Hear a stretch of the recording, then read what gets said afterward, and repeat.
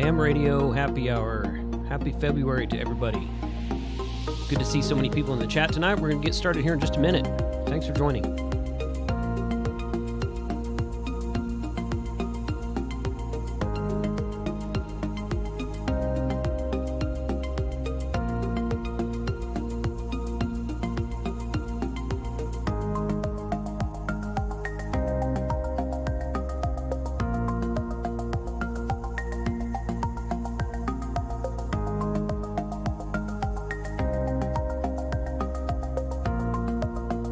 Take a couple of minutes to tell you about the Ham Radio Starter Kit from BuyTwoWayRadios.com. The THUV88 from TYT Starter Kit was compiled by hams for hams. It has everything you need to get started as a new ham radio operator at minimal cost. It would work great for a ham radio club offering a technician license course or program where you're getting new hams licensed to get on the air. It comes in handy for hams who are on a budget, and it would make a great gift for the ham radio operator in your life. The TYT THUV88 holds 200 channels. It features both dual weight and dual standby. It receives FM broadcast radio and has a high illumination flashlight.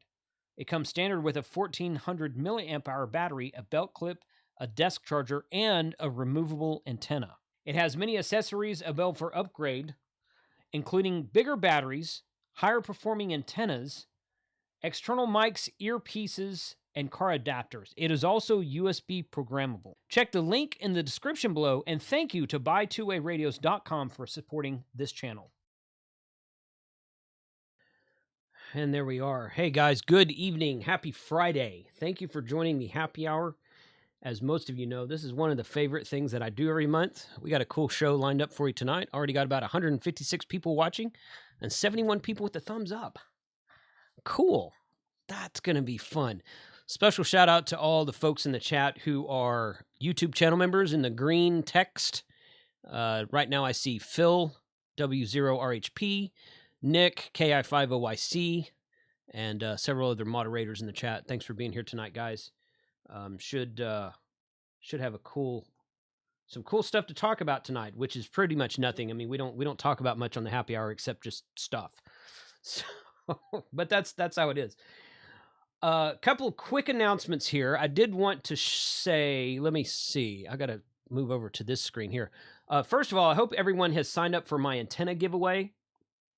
On Sunday, we will be doing an antenna giveaway. We're going to give away a DX Commander.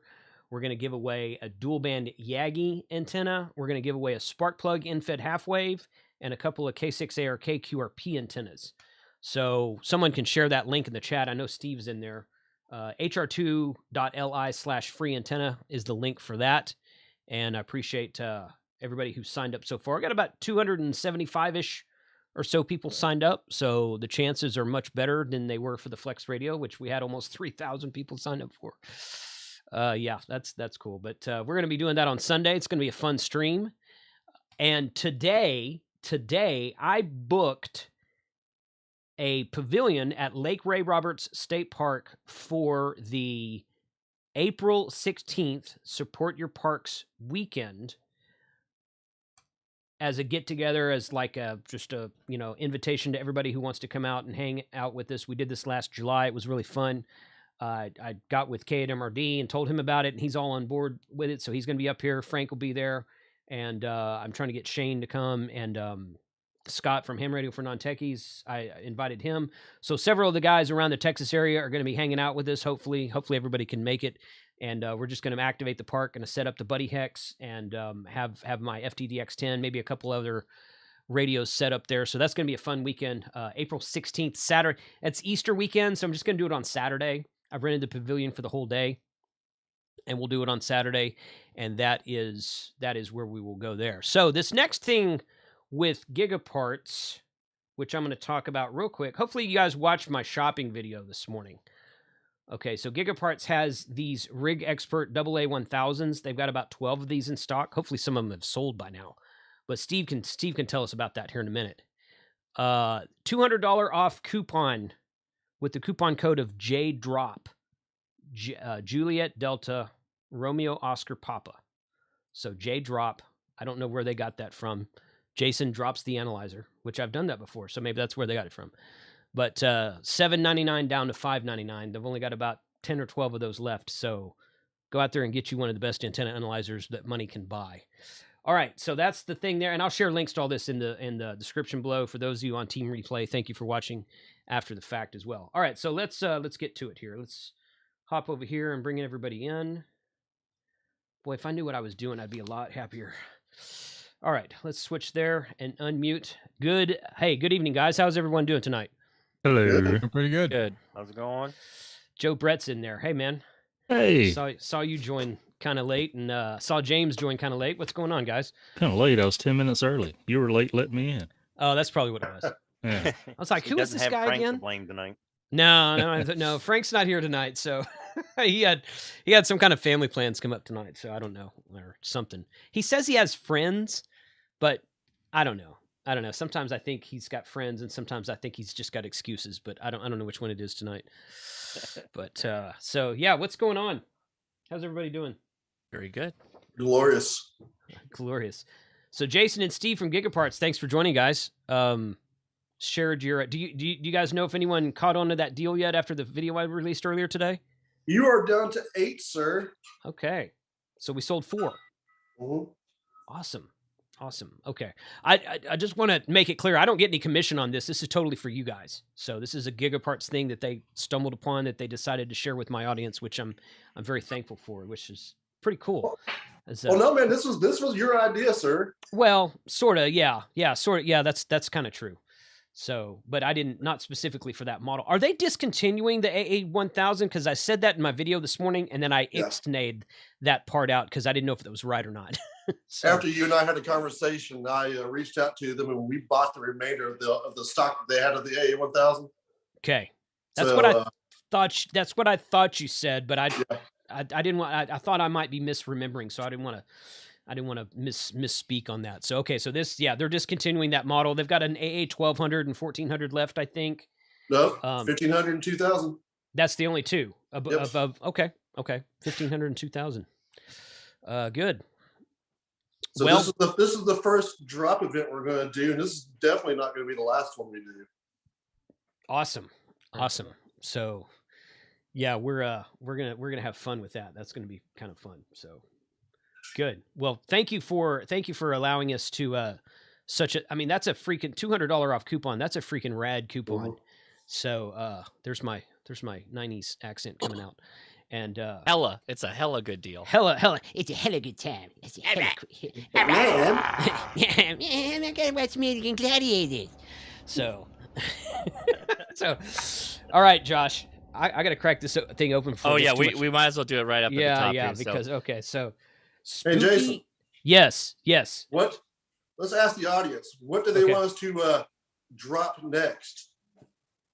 Okay, so throughout the chat tonight, you guys let us know something that Gigaparts sells. So don't say like an Elecraft, because they don't sell those. But something that Gigaparts sells, some brand name. Mhm. What do you want Gigaparts to drop next? Because we're gonna do some do some group buy stuff together and get savings for you guys in the audience. That's the cool thing. So Every month that we get together for the chat, man, we're going to have a different thing. awesome. Is it going to be that often every month? That's cool. Absolutely. We're going to make that happen. Let's do it. That is great. That is really great. Okay, cool. I'm pouring out. Just not the Bronco. Right. Yeah, y'all don't know it yet, but when I come out there next month, I'm probably going to be driving that Bronco home. Hopefully, I'll be back to Texas before you can expedite or extricate me. What's the word I'm looking for? It almost tastes like it got spicier, to be honest with you. It's been sitting around. So let me. All right, Josh. So tell everybody what this is. So there's a brewery in kind of by where I work called Common Space, and they make a spooky unicorn. That's just their regular IPA milkshake, but this is a special varietal made with ghost peppers. It is a spicy guava milkshake IPA. It is pretty good. So I sent 2 to Jason, so he can enjoy. I've drank 6 of these over the course of a couple of weeks. I was gonna say, I drank 3, I think, in one sitting during the podcast. Did it's you actually really? Pretty, yeah, Wow. it's spicy, but it's pretty good. So, Okay. did you sip it yet? Not yet. I'm letting You the ready? foam die down. Okay, mine's all The set. foam die down a bit. So, okay. Yeah, let me top it off real quick. You've had it before, though. Oh, my goodness. Uh-huh. Got darker at the bottom. Well, it's a milkshake, so there'll be some settling. Yeah. You don't want to shake it up. You don't want to shake beer up before you open it. I learned that the hard way a long time ago. So, okay. All right, let's try this. There we go, right there. Smells like an IPA. Yep. Thank you, Phil Muth, about the HRCC beanies. I appreciate that. Wow. Mm-hmm. It's good, right? Water, I mean, please. It tastes good. Like, it legit tastes good. It does. But it is legit spicy. tastes good. Yeah, it does taste good. A lot of beers, by the way, the first couple of sips are going to be the spiciest, and then you get totally used to it for some reason, so you'll be fine. Oh. Makes my mouth water, though. I'm oh, watering. yeah. No, see, my thing with spicy... I'll get a little red, too, probably. Spicy, yeah, I will, too. My thing with spicy items is that they... I can't stop eating them. Like, if I get a really good hot sauce and I'm like, oh, my tongue is burning, but I can't stop, it's too good. Mm-hmm. So that's my problem with spicy right there. Yeah. And if you So- stop, the burn kicks in. Right, Mhm. right, correct, yes, correct. How hoppy is this beer? It's not very hoppy at all. It's not very hoppy at all. It's got a hoppy kind of IPA flavor to it, but because it's a milkshake, milkshakes I Yeah. believe have to have lactose or something like that in them to be Yes, brewed and called a believe so. milkshake. And the ghost pepper just makes it spicy. Yeah, the ghost pepper completely annihilates the spiciness of it. So, Christiana, how you doing, buddy? You still in the hospital? I know you were the other day. Let us know how you doing. Jason, Thanks did for- you ever get a good michelada? No, I saw that just now. No, I did not. The only ones I've seen are the Bud Light ones, and those are junk. Yeah, they're not that good. So, my lip is burning. Oh yeah, Oh gosh. spicy. Mm-hmm. Oh my gosh, that is good. You're right. Oh, what's the IBU in the beer? I don't know. Does it say that? I think it does. It's 8% alcohol. Mm-hmm. Fruit is ghost peppers and pink guava. The hops Mhm. is Mosaic, Sabro, Cryo Sabro. It Oh. doesn't I mention the don't see an IBU. IBU. No, it I don't doesn't. see an IBU. It's not bitter though. Like not Nope. at all. Nope. So, oh gosh, whew. There's no such thing as a good michelada, according to Carlos. Oh no, micheladas are the bomb. Come on, man. Oh, that's good. So, all right. Well, Jason already dropped out. Did he have to go? I know he's Saw got that. he's got company over. I think, right? He saw that. Yeah, beer he's and got. said, I gotta Yeah, get he's out got. of here." Yeah, last I knew he had company coming over, but he was. Okay.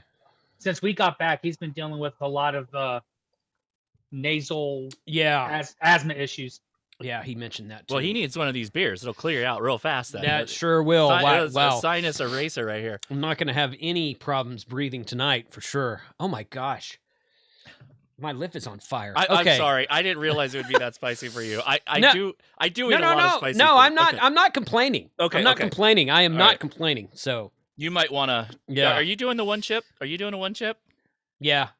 Oh, Yeah. buddy, this is one chip. But is but way I won't have spicier the than one that. chip on the out. My mouth is fine. It's my lip right Oh, now. okay. I'm not going to put the chip on the outside of my lip before I swallow it. That's the best way. You just rub it around. Just multiple rub it times, around. and then you swallow it. Yeah, and you swallow it whole. Don't chew it at all. Just swallow it whole. You'll love it. You'll love it. No, I've heard the opposite of that. Actually, you're trying to bait me. Yeah, I think. don't always. If you're eating really spicy food, chew the Chew heck it. out of it. Chew it, Chew yes. it up. Yeah, yeah. You don't want to dump that right in your stomach. Really spicy stuff will rip you up.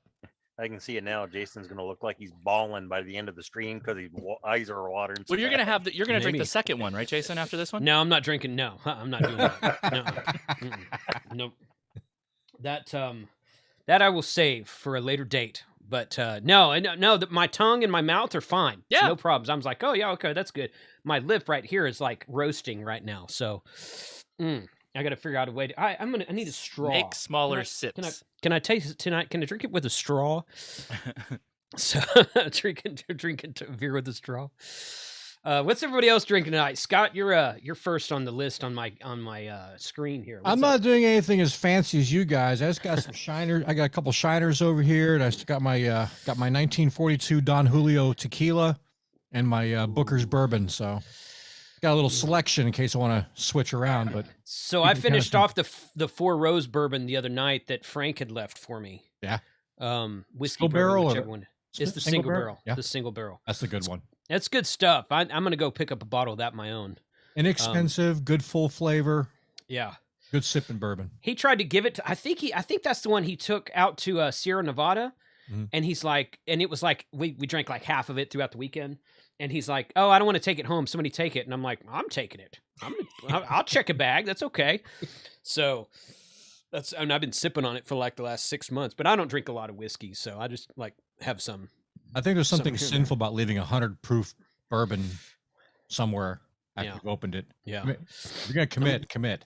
Oh, I'm gonna start burping here in a minute, really badly. So just FYI. All right. Thanks for being here, Scott. Thank you. And you're on that email list, buddy. So check your filtering and whatnot over there, because I went to add your email address and you're already there. Okay. So I don't know what the deal is with that. Might be probably on my end. Yeah. All right. That's fine. No worries. Steve, what are you doing tonight, man? All right, everybody can laugh at me. I'm drinking Tazo tea. That's not bad. It's not a happy hour drink, but it's not bad. He's getting wild out here. Mhm. When of course when I was in the Navy, okay, we know what I did then. I could probably walk in the house now and tell you we have probably 2 moonshines from Pigeon Forge and peanut butter whiskey. That's it. That stuff is dangerous. Do not let Joe Brett hear you say talk about it. But this stuff's really good. This stuff's really good. So yeah, good. Well, hey, thanks for being here, Steve, and thanks for the awesome discount that you guys are providing to us today. Yeah, no problem. So, No problem. Yeah, I think somebody made a mention earlier about a radio for technicians that included 6 and 10 meters. So I don't know, as a suggestion for what to do next, because Jason asked that question. So I don't know what is on the market right now, other than a couple of Chinese radios that includes that, because they discontinued the Yaesu, and I don't know what else is out there right now. The Oshang makes one. I don't know if you guys carry that model or not, and TYT makes one. I don't think you carry that, so I'm not sure if that fits in your wheelhouse or not. But yeah, if you have something like that, great. If not, that's okay too. So, but thank you either way. So Dennis, or no, that's not Dennis. AI5DD. That's not 8060M. I didn't know you knew Hank Strange. I've supported him on yours for Patreon. So Hank was supposed to be here tonight. He got invited. He was on the happy hour 2 months ago, I think it was. I think December. And Lola texted me about an hour ago and said that they have head colds now. She's like, yeah, we came down with something like a day or two ago, so we're not going to make it tonight. And she was really apologetic. I'm like, hey, it's all right. Don't worry about it. But yeah, great folks. They came to Orlando Hamcation, got licensed, and hopefully we'll be able to catch up with them and do some ham radio stuff with them sometime later on down the road. Matt, if you are in front of a computer, buddy, Zoom link is the same as always. Come join us. I want to say it was really nice to talk to Lola and Hank again. It was really cool hanging out at the brewery with them. Really, really fun people. Yeah, they are. Yeah. They're really really cool to hang out with, and very just really down to earth people, and just really kind of cool about everything. So they were really excited about ham radio and doing some overlanding stuff and that kind of thing. So I'm looking forward to doing some more videos and stuff with them coming up. So thanks again, Steve. Yeah. Aaron, what's going on, man? How are you? Not too bad. Doing all right so far. I'm just kind of sitting here sipping on a little Buffalo Trace for the evening. Nice. That's good stuff. Staying warm. So yeah. What did you say the temperature up there was? Right now it was about 7 degrees out. So it's got a high of like 16 today. No, thank you. Yeah. No, thank you. I think it was 26 this morning here. It's not as bad when you've lived here all the time. You're kind of used to it, and yeah. But I hear you. I'm considering trying to move south. I just got to talk the wife into it. Oh yeah. Well, good luck with that. Oh, good. Well, thanks for being here tonight, man. Thanks for having me. Joe Brett, what's up, man? How are you? Man, I'm doing great. To lessen the weirdness off of Steve, I'm just brought some sweet tea and one of my wife's cool cups. She has all the cool cups, so Yeah. they just looked a little funny for me. But I got the Knob Creek in the house. I'm going to wait till they get home before, in case I have to go out or something. Okay, all right. So Well, that's all right. I'll redeem myself later. So, are you planning on going to Dayton, Joe Brett? I put some thought into it, but it's not really been on the list. Huntsville's my big one, and then I usually try to do a couple of local ones, but Okay. we'll see. I'm a spur of the moment guy. Yeah. Well, okay, that makes sense. Okay. I think several, we were talking last weekend at Hamcation. I think several guys booked their hotel rooms and flights or something for Dayton. So we're already getting kind of ramped up for that. I think But there's a couple of Airbnbs too out there. People are Okay. gonna be at. Okay. Good. Yeah.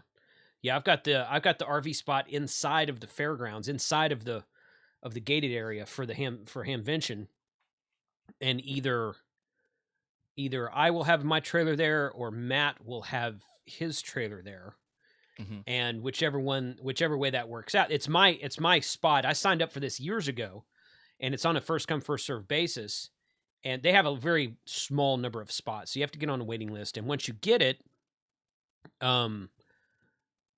you have it until you don't use it. So it's yours indefinitely until 1 year where I can't use it.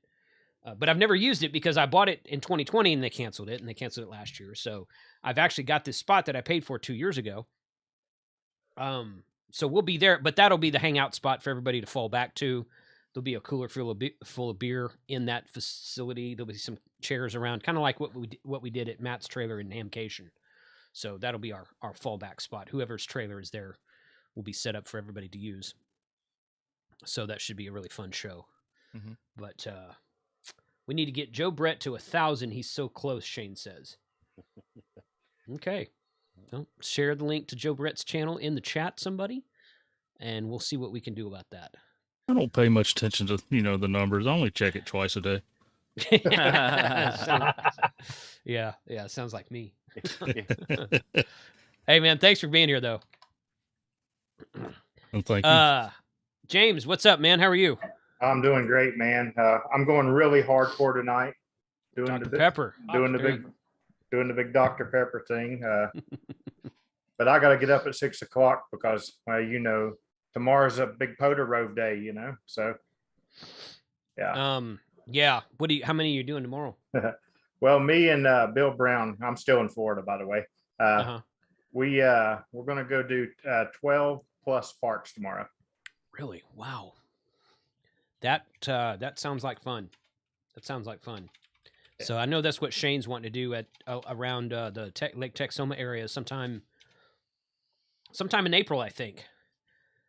So that's going to be really fun. I don't know. I mean, that'll be a cool thing to have on under your belt for sure. It's going to be a day of it, that's for sure. Yeah. Well, I watched your video today. I watched Mike's video with you in it today with the activation you guys did. So that looked like a fun spot y'all stopped at. But I don't know I don't know if Mike's home yet or he should be. He was flying out the next day, so. Okay, he's probably home. I don't know. I talked to him a little bit earlier, but I messaged with him a little bit earlier, but I don't know what his status is. So, Jason, cool, can man. You hold up your beer. Somebody wants to see what it looks like. Which one? My glass The beer? is not clear. The spicy beer? The spicy beer. Or the can or the beer? The beer. They wanted to see what the color of the beer was. It's a milkshake. It's a real hazy. It's like a milkshake IPA. Yeah, real hazy. Real hazy. So, yep, that's it though. Oh, wow. Hold on. I really do like it. It I mean, is people good. It is were good. talking about my face in the chat, and I'm like, yeah, I know I'm puckering when I'm drinking it, but I really do like it. It is good. I do agree. It's good. I'm almost done with mine, Jason. How you doing? Yeah, not so much. I'm not. Yeah. Okay, Evan. Yeah. Chill out, buddy. We got it. Are you sure? Let's let's cut back on the coffee there, pal. So, all right, good. Well, thanks for being here, James. Appreciate you joining tonight. Problem. And yeah, hope to get you into the logbook one of these days. John, what's going on, man? How are you? Good. How are you guys? Oh, pretty good. You joined just in time. You're at the bottom of the chart, and that's where we were saying introductions to. So, welcome. Hey, good evening. How's everybody doing? Good. Good. Josh is feeding me ghost pepper beer, so I'm doing just dandy. Why would you do something horrible like I'm that? drinking it with him. Actually, I've actually drank a ton of it. It's really good. It's just spicy. Yeah, it's actually not too bad. It's actually not too bad. It's not getting me any super chats, so the pickle beer is going to have to come back at some point. But but it is. No, it's actually not too bad. I would drink. I will drink the second can, just not tonight. So I think I'm people want to doing see. I'm doing homemade sangria. ooh, now that's good. Yes. My wife makes a really good sangria. That's who made mine. So she did well for today. We'll keep her. My wife made your sangria. No. Oh, I might have a problem with that. we're not in the sharing circle? Oh crap. Oh, this is awkward. This is awkward. See, that's why John fits right in. I mean, he's just like, hey, yeah, let's just say anything. So, so how was Orlando for Yaesu, John? How'd you guys do up there? You know, it was like running a marathon, I'll tell you. It was great to see everybody. I mean, it Mhm. was. Yeah, it was just like running a marathon. That's all I can describe it. It was nuts. It was crazy. We had a bigger booth, so by having that bigger booth, we had a lot more people that came in. We were able to try a couple different things. We got a lot of good data on it, but it was. I'm glad to be back home, even though it is like freezing up here. I'm glad to be home. Yeah, Wisconsin. You guys in Wisconsin, I don't know, something wrong with you guys. Oh yeah. But well, good. I'm glad to hear that y'all did really well. And no sooner do you get back from Hamcation than you guys release a brand new radio. So, I mean, y'all don't have enough work to do apparently. So you just keep releasing radios. What's up with that? Well, you know, the thing was we knew a lot of everybody just like came down like, you're an idiot. Why don't you go ahead and release it at Hamcation?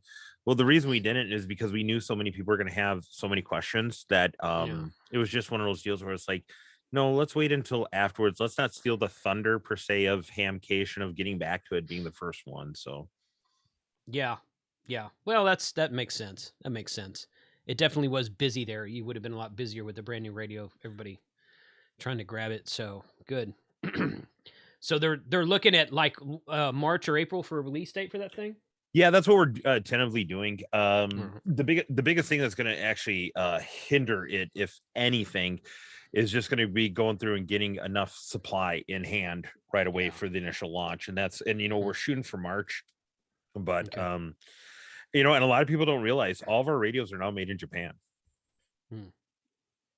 As opposed to how is that different than before? I thought they always were. So how's that different than before? Well, everything would go through Japan. So the way it would work is we'd have some assembly lines in China and everything like that, just like a lot of people do. Yeah. And a lot of people just said, I don't want a radio that's manufactured in China, but people don't understand sometimes the process. It's not necessarily China made parts, radios and everything. FCC says where that last screw goes into that radio. And that's where you have to declare it. And everything would go back through Japan for quality assurance. Well, with the whole COVID thing, the parts, components, everything like that, every single radio now is made in Japan. We don't run anything through a Chinese production line anymore right now. So a lot of people are happy about that.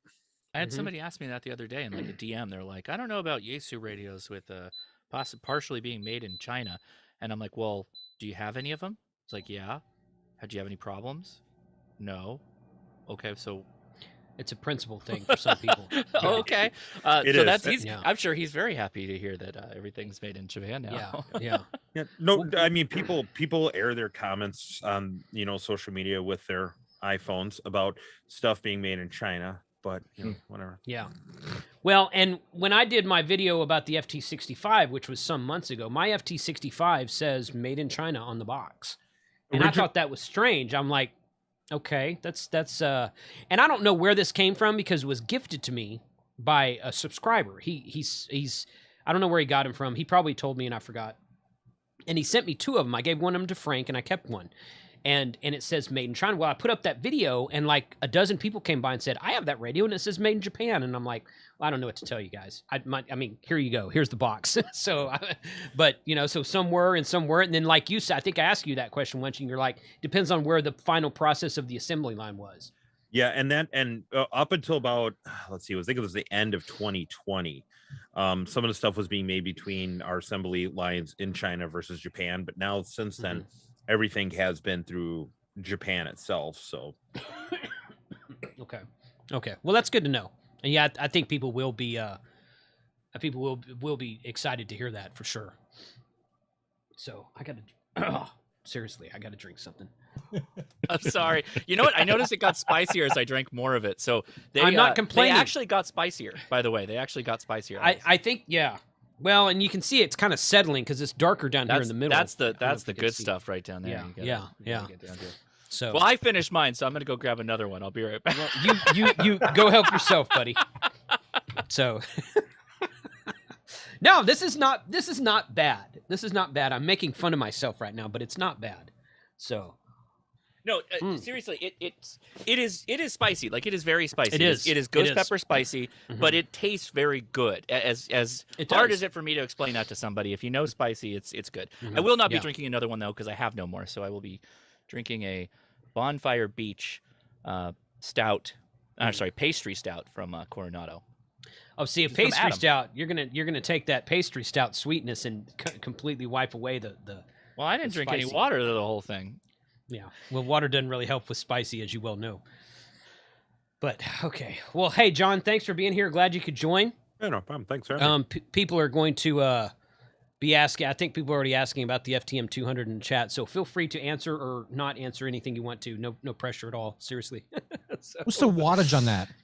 It's going to be 50 on VNU. And here's the basic thing. Just buy it. Just buy it. Let me take your money. Okay. Let me take your money. You know what? Wait. Molo's in here. Molo. Come on, chop, bud. Come on. So, John, I have a question, and you answer it however you want to answer it. So, I know when we talked about the FTM 300, and at the time, a lot of people said, "Oh, hey, look at this! It's the spiritual successor to the FTM 100," and we know that was not necessarily true. Correct. But then this one doesn't really follow the FTM 100 either. So it's kind of like its own thing, right? It's its own radio because it doesn't do APRS, right? No, it does. Yeah, it does. Oh, okay. It does do APRS. So is it the spiritual successor of the FTM? It is, because here's what happens. So if you take a look at the 300, it was basically what people liked in a 100, what people liked in a 400, and they kind of had a baby. Okay. Right. The 200 is a one that is people who don't want all necessarily the features of a 300. They're going to go ahead and get with the 200. Now a lot of people are saying about price and everything like that. You know, it's the way the prices are. Everything gets introduced high and then it goes eventually goes lower. So it's just the way that it is right now. Because I've seen, people are pointing out to me it's the same cost over in the UK. It's the same. It's like, you know what, guys, it's not even out yet. Just give it time and stuff like that. But that's really kind of what it is. But a lot of people like that square colored display. And they really like that in the red, white, and blue kind of thing. So, hey, if people wanted it and they want to stick with it, we'll give it to them. Well, I'm glad I asked because I didn't want to make that statement without getting it cleared. So thank you for that. And I'm glad to hear that because I know a lot of people missed the FTM 100 because they were using it as their node for running Yaesu System Fusion. So I could see a lot of people using this radio for that. Yeah, and there's actually the 6000, which I was playing with actually tonight. Working on a video for interfacing All-Star into it. A lot of people are now happy that there's a radio that they can actually run analog wires X on, as well as something that's going to be more affordable for Fusion. Well, you can do packet with that. You can. There's a lot you can do with those data ports. The sky's the limit. I think from the limited research I've done on the 200 so far, I'd probably explain it more like a 400 XTR Lite. Yeah, kind of. Is it touchscreen as well or no? No touchscreen, no touchscreen on there at all. It's color display. Just a dual- color display, dual display, but it's kind of like how the 100 was, which was kind of goofy. I do have to admit that myself, which is it will show you 2 frequencies, but only receives 1 at a time. So let me thank the super chats real quick. TC Fitz donated super chat. W4OHR Ron, ORH Ron. Everybody knows Ron. He's the guy who passed out the koozies at Huntsville, and he was at Hamcation as well. Thank you for the super chats. Ham Radio Pen Pals, thank you for the super chats. Everybody's giving me money for the ghost peppers. You don't want to read them? Milk money for the ghost peppers. Yeah. Right. Yeah. And Ron said, here's Jason's bottle of Pepto-Bismol. So I don't need that. It's not my stomach yet, but I'm going to start burping here in a minute. So one of the questions that was in the chat a minute ago, John, and one of the questions I got most commonly asked on my video I put out is, does it crossband repeat? And I never really found that answer. I didn't look very deep, but no, it's only one receiver. So it's Okay. identical receiver setup and everything like that to the 100. To the 100. More of the Okay. 300 display on there. Does the APRS functionality on there, has some of the display kind of characteristics of that 400, or excuse me, the 300 and the 5. So you'll see kind of it's like a taking of every sort of little radio. So will it not do APRS in the background if you're on another band, since it's only one receiver, or how does that work? I'll be honest with you, I haven't had a chance to test that part out of it Okay. yet. We've been doing some other testing and Yeah. working on some things for the video there. So we haven't dug fully into that yet, because it's going to That's be one of the things I did not like about the 100. That's like the only thing I didn't like about the 100. I still have my 100. I love it. But the fact that you had to like leave it on the APRS frequency, because it was single display also, unlike the 200. I was like, yeah, that's, unless you're just want to run an APRS node and nothing else, it kind of defeats the purpose, I thought. But that was me. The 300 I use, and it works beautifully in the background. Yep. And a lot of the way to overcome that, I tell people, is just set up dual watch, run it on APRS, and then you have it on dual watch for the 100. And that's why I said we're gonna, because a lot of people have been asking like, hey, this and this and this and this, and I said we're gonna get more information out there as time gets closer. So just everybody have a Coke and a smile. We're gonna get there. Have a Coke and a smile. That's good. Sorry, I just watched Eddie Murphy Raw last night. I know the next line. I know the next line that you're going for there. So yeah, no, that's good. All right. Well, hey man, thanks for being here tonight. And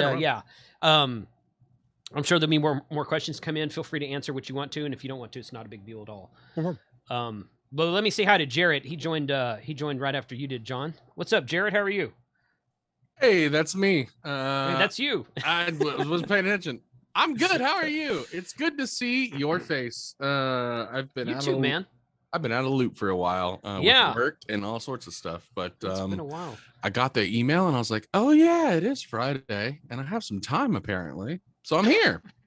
Good. Well, hey, welcome. Thanks for being here. Appreciate all you do for the ham radio community. For those who may not know, Jarrett is the creator of the Hammers app that we all talk about. The new and improved and less. I'm not even going to say less likely. Definitely not likely to lose QSOs now because there was a problem. Definitely for not some likely. folks. Definitely not likely. Okay. Yeah, that's what I spent a lot of Definitely not January doing was getting back into the swing of dev for Hammers and replacing the database and the schema for the database. Just going, hitting all parts that I think could have been a problem. And so far, everything's banging. So I'm happy to be back, not have to worry about that, and get back into feature mode. So 1.0 and 1.01, which had some small bug fixes for what came out in 1.0, and a lot of features came out, I think, last week and this week. Time doesn't matter anymore in the in the after times where we are now. I can't remember what is what. Yes. So yeah, I'm really feeling the next thing I need to do now is stop. Like, it's been great to get back at Hammers, but I haven't been on radio I made a QSO today because my grandfather gave me access to his Flex 6600. So I went and hunted a POTA park. I'm in Kansas, but whoever I hunted today, that was Texas, and I made a QSO, and I need to learn how to use Smart SDR. because I did not know, and I was having to use Vox, and he was like, you're cutting out. I was like, oh, I bet I am. I could watch, because I'm going through like a VM on my Mac in Windows 10 to like his machine. Oh yeah. And I just watched it, and I was like, oh yeah, I bet I'm cutting out. So that'll be what I'm gonna do this weekend. But I told Papa, I was like, hey, I made a contact to Connecticut. Did you apologize during the contact? Oh, sorry, it's the network latency between our connections. No, Right. I was like, it was like, I felt like it was like, you know, I got my ticket in 2020, so I felt like 2020 again, where I was like, 73 QSL, bye. I was just like we got in the log. I want to get off the air. This is awful. I'm so sorry. Yeah. Yeah, but you know, I was happy that he gave me access to it. Now I'm gonna play. I got to do a lot of Googling and YouTubing this weekend to figure out how to do SDR or smart SDR. they make a Mac OS and an iOS version. They do. It's $150 for the Mac version. Well, the guy who writes it is in Germany. He's got a DL2 call sign. So Flex you gotta Radio play that VAT tax. That's right. What it is. It's mostly VAT tax. Flex Radio opens up their API so that anybody can write an app to easily interface with their systems, and they create the Windows version of Smart SDR, which is free. But the guy who wrote the Mac OS and iOS version, he's a ham, but he's a developer also, and he wrote that and interfaced it correctly with and Flex Radio now supports it. Well, they endorse it. I don't know if they support it or not, but yeah. So the money you're paying for that goes to I don't remember the gentleman's name right now, but it goes to the guy who wrote the program, not to Flex Radio. But yeah, it does cost money. Yeah, so. I'm good with it. I did tell my grandfather. There's been a lot of folks who are like, I want like radio integration with hammers, and then I saw like I feel like Flex is like the Apple of radio, right? Like they do. If you're an Apple guy, sure then that's Elecraft. That's no, maybe. Everything's like buttoned and polished and like super great. And then I went to I was downloading Smart SDR. I was like, oh, they have an API. I could hook hammers into this. Like maybe that'll be the first. It'll be the first folks to get like radio integration will be Flex that would be folks cool. on hammers. That would be their really API cool. is dope. Like it's well documented and like I was like, oh, this feels like my everyday. Like, so we're gonna play around with that. That would be fun. For when you take your Flex out and do POTA. Right. Yeah, exactly. You take your Flex out. Yeah. That's right. 100%. I want Flex to make a QRP rig. Wouldn't that be cool? That would be cool. Yeah, I think they should take the Maestro right there and just make that a radio. Just make it smaller. Make it. Jason, maybe. Join the club. Yeah, Rhea, I'm sure you do too. I've been asking Steve Hicks for that for the last 5 years. Okay. Yeah, I know. I told Matt one time. I was like, "So, is there any talk behind this?" And he's like, "I can't talk about that." Ah, okay, all right. That is. They got some skunkworks projects going on. You're not allowed to know about. Yeah. So no, it's good stuff though. But yeah. Flex will let you do that. So yeah, I feel like I'm gonna, I could wait for AB5 XS to, kick it here in 10, 15 years, or I can just, he's watching, so it's totally fine. I was gonna say, is he watching? He's got a dark sense of humor. He's okay. You better be in the will, Papa. You better. I don't want anything from you. I just want your radio gear. Yeah. I was really impressed. I something I've never looked at. It was a weird thing to sit at my computer, not have anything in front of me, to be on a Windows VM dialed into my grandfather's Flex in Texas and make a contact. And I'm like, am I doing radio? And he's got a hex beam, and he was like, the only thing you can't do is turn the hex beam. I was like, all right, I'm good. That's fine. But yeah, it was just it was a new experience, which was a lot of fun. So that I feel like I'm gonna get into. I feel like I'm gonna get into satellites here real quick. I got a real itch for it.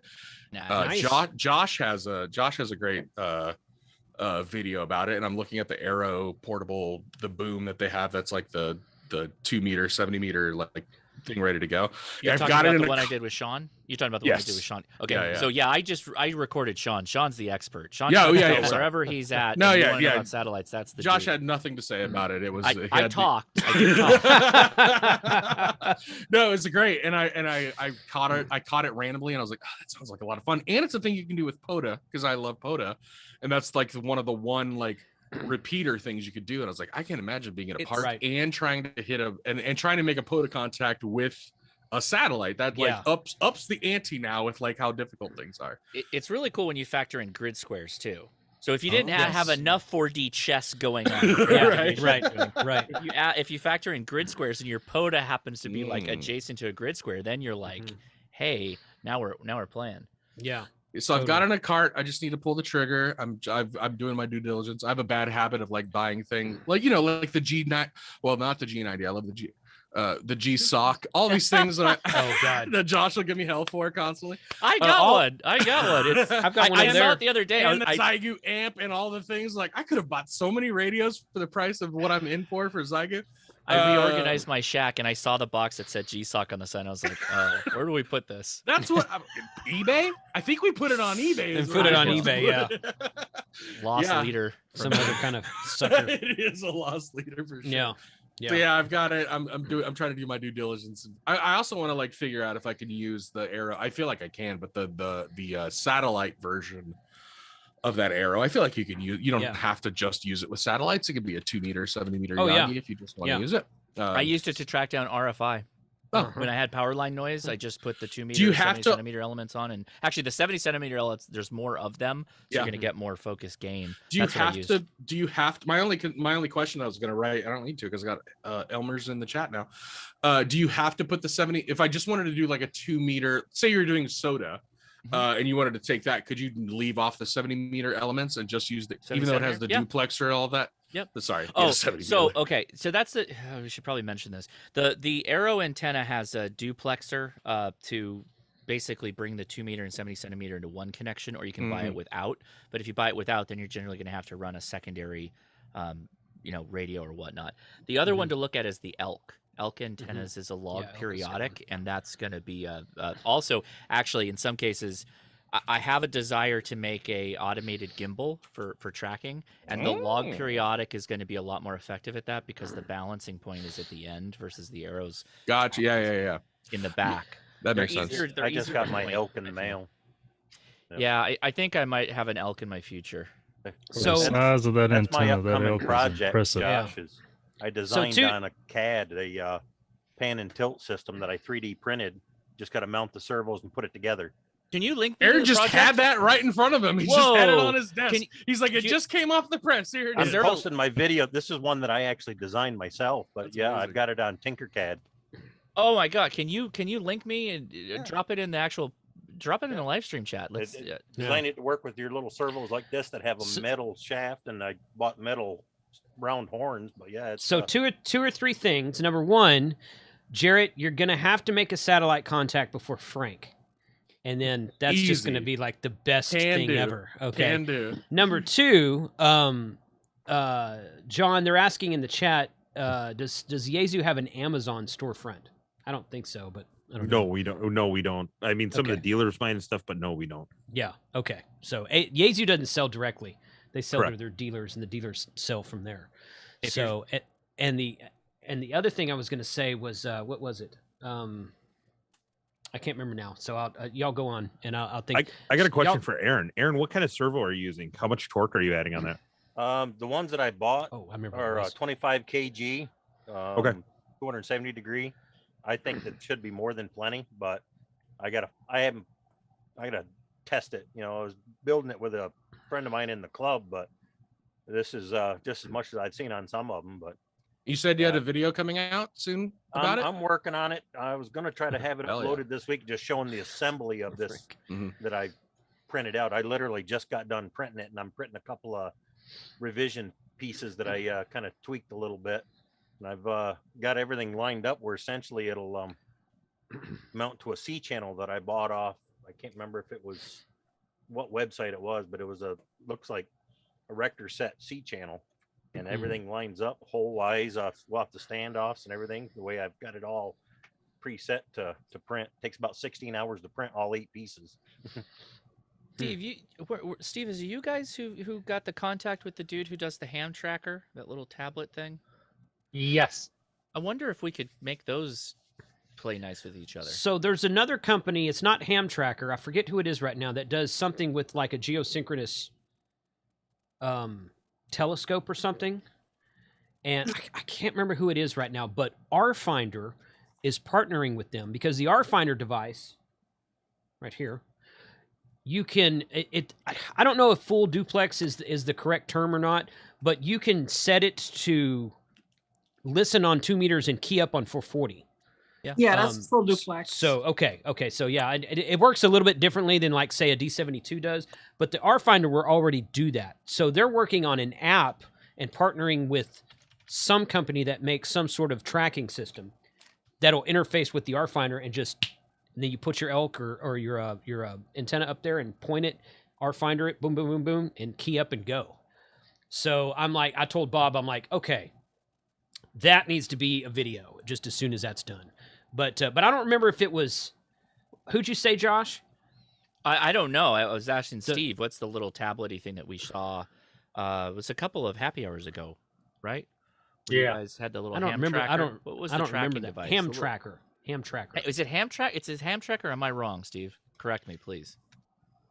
I'm looking it up because I don't recall now. Because I got one silver bezeled box. It's kind of Yeah. thin, right? Held about this big, yay big. I don't remember that, but if it was during a happy hour, I think so. Yeah. No, Let's go one step further. Let's get the Geochron and then have the satellites on the Geochron, and we should just be able to double click on the Geochron. Double click on it, and boom, boom. There we go.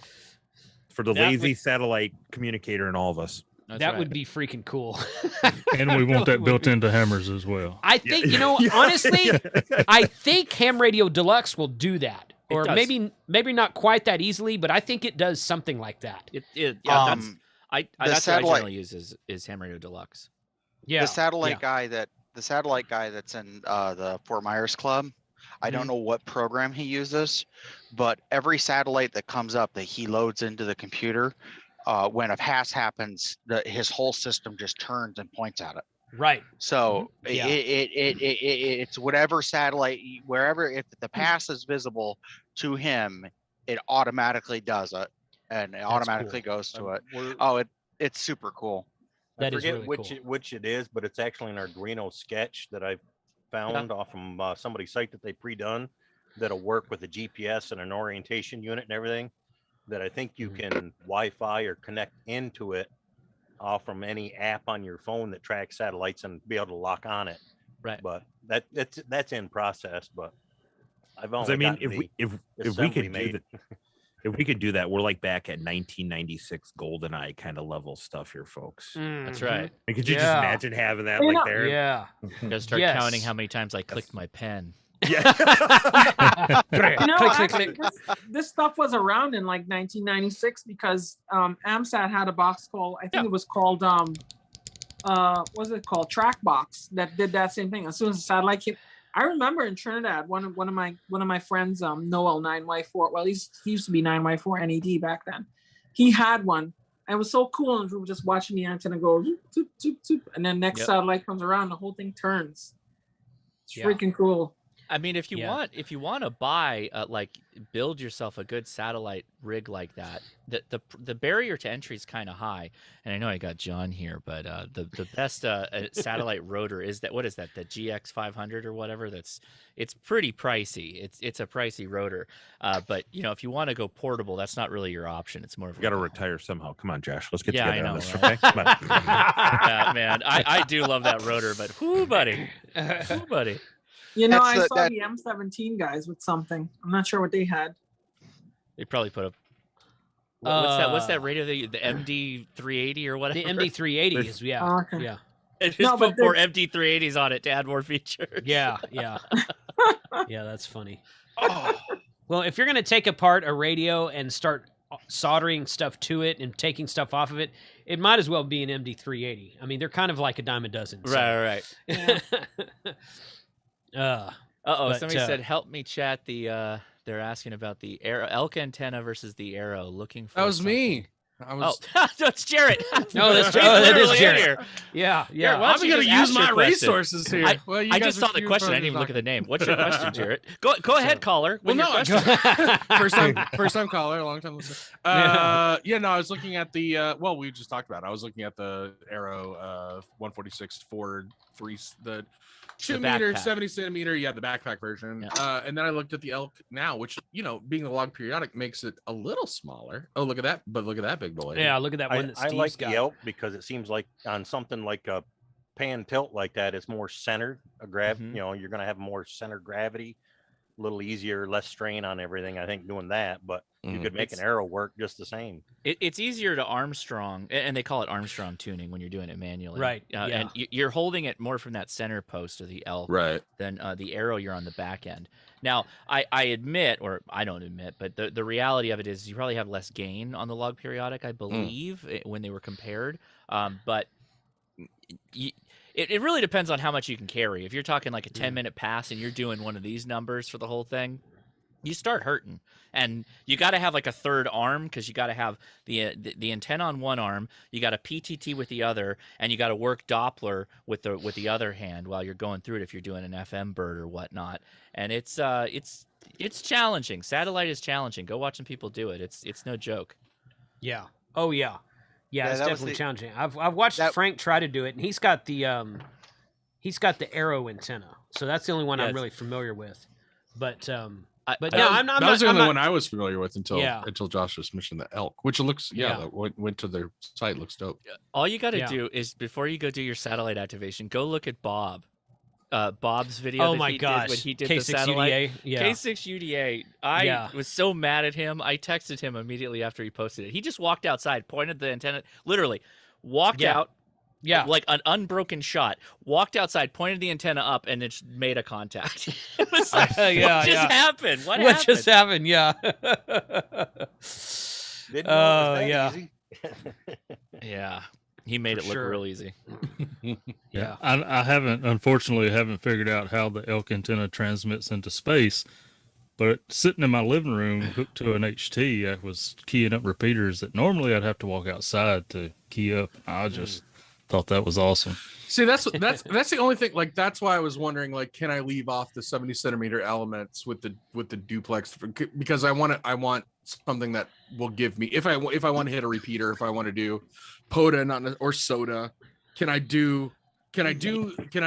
will this give me something that's like malleable that I can I can throw everything on there and do satellite stuff if I want to try that, but I can also leave off the elements that I want. But I'm not smart and I don't know how antennas work that good. So I didn't know if leaving it off and it has the duplexer, if that would be a problem, or if I could just throw the 2 meter elements on and be fine. You're not going to take the duplexer off. It's behind. Not the duplexer. Handle. Sorry. Yeah. But just leave off the 70 centimeter. This thing weighs like maybe 2 pounds. This is the whole kit right here. It just goes in the water bottle slot of your backpack. And you can leave the 70 centimeter elements at home if you want to, and just leave that piece hanging off. It's not going to do anything if it's not connected. It's fine. It's still going to just go to the 2 meter elements and is that Josh? Which one is that? This is the Arrow. That's the Arrow and the Arrow bag thing. Yeah. Okay. So the roll-up bag you got to buy direct from them. I couldn't get this anywhere. Maybe at Gigaparts. Do you have the roll-up bag? Yes. Okay, there you go. But yeah, the roll-up bag is nice. It's like literally, if you watch my video when I went to the Modern Rogue in last year, and I rolled out the thing on the table, that's this bag. Okay. That's I love that. One video. thing to keep in mind. That was such a good blend of nerdom for me. Was you going on Modern Rogue? Okay, sorry. I'll not geek out The only thing anymore. I'd keep in mind, Jarrett, is the Elk. I bought mine in November. I just got it last week. He had a back order for a while. Wow, on really? Getting some of the parts and the powder coating. Yeah, it might be better now, but I don't know where the Arrow stands. It does say at the top of Elk, we are not concentrating on producing orders for your favorite amateur radio source, which I think they mean now. We are. What now? does that mean? We're not concentrating on selling you the things we make. What does that mean? Yeah. I think it's a typo. Wow. But it gave me pause for a second. They had to hire a PR guy for that type of post. I think it's supposed to be we are now concentrating on producing. It seemed like he was having a hard time getting some of the supplies in, and then getting everything powder coated too for the ones that are black if you order them that way. So a little bit of a delay potentially with that one, but Yeah. You know, Was it's it- kind of whichever works. You know, either one is probably a this for that. You know. Yeah. Hey, T-Ray, thanks for the super chat, buddy. Appreciate you being here tonight. Hope to see you down in Galveston sometime in the next couple weeks. Correct me if I'm So- wrong. Didn't I see? I want to say maybe like 5 or 6 years ago. Didn't someone make a egg beater like directional combo kind of thing where I want to say it would look like it was like a bracket, almost like you were going to have like a J-pole antenna, but it had an egg beater like antenna on one side, and then the other side was a beam. So I want to say it was like the egg beater was VHF Sounds and the familiar. beam was like UHF. But what it did was that you can mount it on a camera tripod. I swear that's what it was. Maybe I'm dreaming it. Was and I'm that giving away SC my ideas. antennas or something like that, or what? There's a company. Was a youth radio club that had something like that posted. I think. Okay, maybe that's what it They was. made But it was their like own. it was a good idea, looking at it, because they said if you can't really phase it correctly, or you're having a hard time and you're just trying to learn, it was allow you to just take your one hand and kind of steer the antenna while you're able to operate it, the radio with the other hand, and it just kind of worked out nicely for people, they said. If you go Nice. to Twitter, there's a lot of satellite people, ham radio satellite people on Twitter. You got to be really careful. They're a very energetic and passionate group. If you even mention the word egg beater in ham Twitter, they'll come jump on you and say like, friends don't let friends buy egg beaters, because I guess, and again, this is not firsthand knowledge because I don't own an egg beater, but a lot of guys that are doing egg beaters, they got to run preamps unless you have like a very specifically good pass. So it's like, yes, I made this to be simple on me, but now I'm dragging out more batteries to power a preamp to plug into the egg beater, and it's like, okay, well, how portable are we with this anymore? Yeah, well, they were the ones that ended Walmart parking lots on the air. So if anybody wants to talk to me about that, I thought that was hilarious. That I was an love awesome that. thing. Yeah. I know, I did too. That's Yeah. actually where I was in the office in California, and someone went along and said, hey, over at this Walmart, there's going to be this Walmart parking lot on the air. And I'm like, okay, what's that all about? And they were telling me like you get points for making a contact while sitting in a shopping cart, and if there's so many campers in the parking lot. And I was like, that is the most awesomest idea ever. And then all of a sudden it just went done, gone. It's they had one called the MacGyver, which is you could walk into the Walmart with a piece of coax. That's all you could have. You had to build your own antenna from crap you found in the Walmart, and if you did, it was like 200 something points. And the guys who got it, actually, it actually makes a lot of sense when you think about it. They got wire coat hangers and a pool noodle, and they built the antenna out of a pool noodle and wire antennas. It was like, oh gosh, brilliant! That's a it great right idea. there. That's a it. great idea. Yeah, Or, very cool. Walmart sells just wire. I mean, in the automotive section, they just go buy some wire. But I mean, Walmart, they sell damn near everything. So, but I thought that was an annual event, though. I thought it was still going on, but no, they're not doing it anymore. They're not doing it I anymore. would be Okay. talking about it. Yeah. Okay. All right. I would be looking in like the cutlery section. I'll take some forks and stuff. Yeah. It's a good idea too. 10 gig uplink on the forks. Build a 10 gig Yagi with forks. You think about, you got to go, there's got to be some sort of silverware or something you can do that's going to be resonant on 2 and 440. Yeah. I mean, if we can make That's tape true. measure antennas, come on, let's do cutlery on the air. Once I saw Cutlery in the air. in a ham fest, this guy Hold was up. selling a menorah, and I asked him, what band is that for? That's funny. I did a live on Friday night, and I was demonstrating. I was talking about how I got into soldering it by building a lightsaber, and I told people I got a couple of these things downstairs. And somebody in the chat said, "Can you make an antenna out of lightsabers?" Like, I guess we're gonna find out. We all got antenna analyzers, boy. right? I mean, if you isolate it, you can test Uh-huh. it to see where it Yeah. resonates at. Yeah. That's one of my favorite things to do. That was the one day I was like, hey, look, I got a fire extinguisher. What does that resonate at? 6 meters, apparently. Will it antenna? Oh, yeah. I the- like the one where you resonate your antenna, your silver play button, Josh. That was good. I like the lawn chairs. The lawn chairs was good too. Well, I- the best I- part I- about the lawn chairs was his thumbnail that said "wife mad again." That was the best part of that.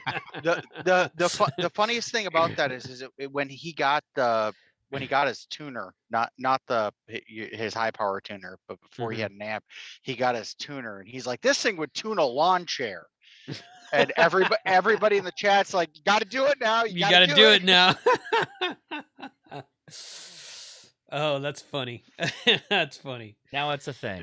Now, I just ordered an arrow. So Jared just ordered an arrow. We'll see what's going on. Tell him that the Ham Radio Happy Hour sent you, Jared, when you order that. I will. Which one'd you get? I got the 2 meter 70 their satellite one that breaks down. Okay, good. Just don't buy the Alaskan, people. Human beings, don't buy the Alaskan. It's huge. It literally is heavy. It's Is four it for elements. tracking bears? What is it for? When you're high altitude, it's not the same. It's 4 elements on 2 meters, which is just nuts. So the beer is somebody's asking how's the beer? It's settled down. I've either gotten used to it or it's not as hot as it was. You've gotten used to it. Settled down. Yeah, so it's not. You know, maybe I'm gonna have to do I have a whole bunch of Reapers. Maybe I should do a Reaper IPA. There you go, Matt. Challenge extended. Considering how much beer we drank at Hamcation, I think you just stick to what people drink. I can't imagine you make a whole keg full of Reaper beer. There's no way that anybody's drinking it other than me, and I'm just gonna be dying. I was like everybody, and Rhea's in, so Rhea. I would drink that, but the next day everybody's gonna be going to the Hamfest like bent over with crunched stomachs and whatnot. And it's like, yeah, we drank a whole lot of Reapers last night. You're gonna be like them damn YouTube crew. Yeah, I think Sterling and I are going to collab and each bring stuff to Hamvention. That's good. So I saw y'all talking. Be a fun time. Yeah. Good. Who has the dog? Whose dog just keeps barking? Oh, is that you, Steve? Okay. Yeah, there's a coyote in the backyard right now. Ooh. Really? Well. Okay. From Wisconsin, them goods eating. Yeah, I have a dog and a 22, and by one means or the other, that coyote wouldn't be in my backyard very long. But well, what didn't help is she kept barking, so I get up to see what it is. I open the door. The dog's in the middle of the yard by the 160 vertical, and I'm like, nope. I closed the door. No, I'm not doing that. That's funny. You know what you guys should do? Here's an idea. Talking about satellites and stuff like that. Everybody on here for like Hamvention or the next big one that everybody's going to be at, everybody brings one thing, and that's going to be the MacGyver. You can't tell anybody else what you're bringing, but everybody brings one radio thingy. So like someone decides to bring the radio, but everybody else brings one thing. No one knows what it is, and see if you can put it together. There you go. Wait, what? Okay, hold on. What is the one thing? Whatever you want. Anything, just anything you want. So, like, I'm gonna bring my camera tripod here. Good luck. And then someone else brings something else. No, like just try to make your own station. Everybody brings one certain thing, and you see if you can MacGyver it. That's gonna be like the antenna from Stranger Things. Right. Third season. Right. But I hear what you're saying, John. Yeah. So that's not a bad idea. Well, of course, we'd have to have beer or something with it too. So I mean, I gotta say, Hamcation's good for that. Hamcation is good for that. Yes, that's it the is. best part about Hamcation is just when it's over and you're chilling at Matt's, camper, and Loyal's trying to set up the car antenna, and he just bought a radio and he's out there playing with it. It's like this is exactly how every weekend should be. That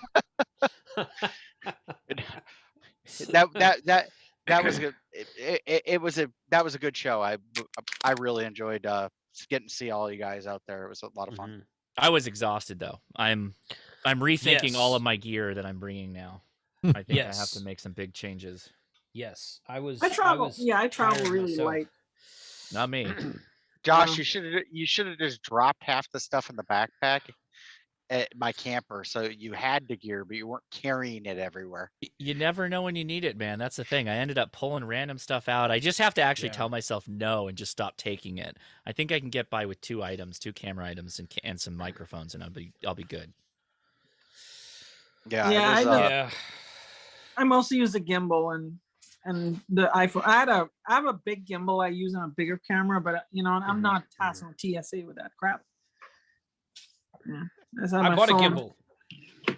Yeah, you did. You bought a gimbal and had it shipped to the hotel. Yep. Picked it up because you saw actually me and Rhea, I think, and some other people had the same gimbal. Yeah, so you guys have that DJI gimbal, which I've looked at those before, but it was like 3 or 4 generations ago. And I swear to you, when I looked at them last time, they were well over $200, like closer to $250, $275. And they weren't as good as this one. And they weren't as good. Yeah. Well, now they're all like $159, and I'm like, oh crap, for $159.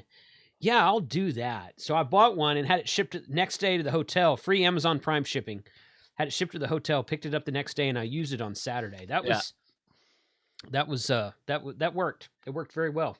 So, I do have to say I do really like that gimbal. It's super useful. It's super so handy. what I learned after I got home is that the DJI Mimo app or whatever Mimo, however you say that app will also connect to the Osmo Action camera.